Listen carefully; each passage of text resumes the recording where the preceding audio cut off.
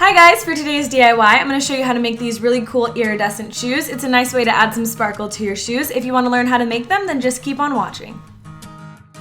The first thing you're going to need is a white pair of shoes, and no, they don't need to be Vans, and these actually aren't brand new. I've had them for about 4 years and I just never wore them that much because I was so scared to get them dirty, so I decided to make them sparkly instead.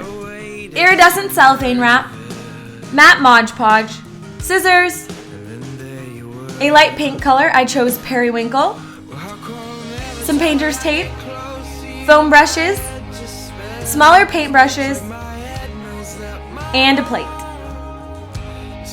The first thing you're going to do is take your tape and you want to tape off the rubber part of the shoe, and this is just going to help create an even line and avoid getting paint on the rubber part of the shoe.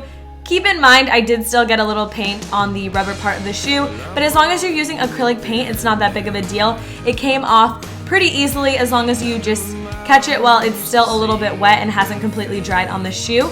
And lastly, don't forget to tape off the logo of the shoe if it has one. Now you're going to begin painting your shoes, and keep in mind that you only want to paint a thin layer of paint, so you're just going to take your foam brush and begin applying the paint to the shoe, but make sure this is only a thin layer because you are going to be gluing cellophane on top of it, so it's just easier for the glue to stick when it's just a thin layer of paint. And fill in as much of the shoe as possible, but don't forget we're going to go back in with a smaller brush and get the edges, so don't be too worried if you can't get really close to the edge of the shoe. So now that we're all done, you're going to go ahead and take your smaller brush and fill in those areas that you missed or couldn't get to with the foam brush. After you let the shoes dry for about an hour, you want to go ahead and remove the tape. Then you're going to take some rubbing alcohol and Q-tips and go back in and remove any of the paint that got on the rubber part of the shoe. Now you're going to begin cutting the cellophane into 1-inch squares. Keep in mind I didn't have to use that much. I think I only had about 30 1-inch squares, so don't cut too much of the cellophane. Now you're going to take the squares of the cellophane that you cut and you're just going to crinkle all of them up, and this is just going to add more dimension to the cellophane when you go ahead and glue them onto the shoe.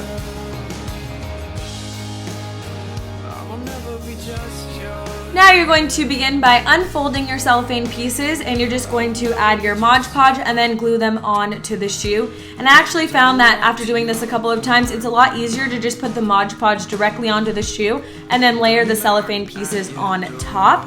Also, don't worry about the excess that hangs over. What we're going to do is just cut that off at the end after it's dry. So like you see here, you can have pieces hanging off the end because you just really want one layer of the cellophane. You don't want to do multiple layers of the cellophane.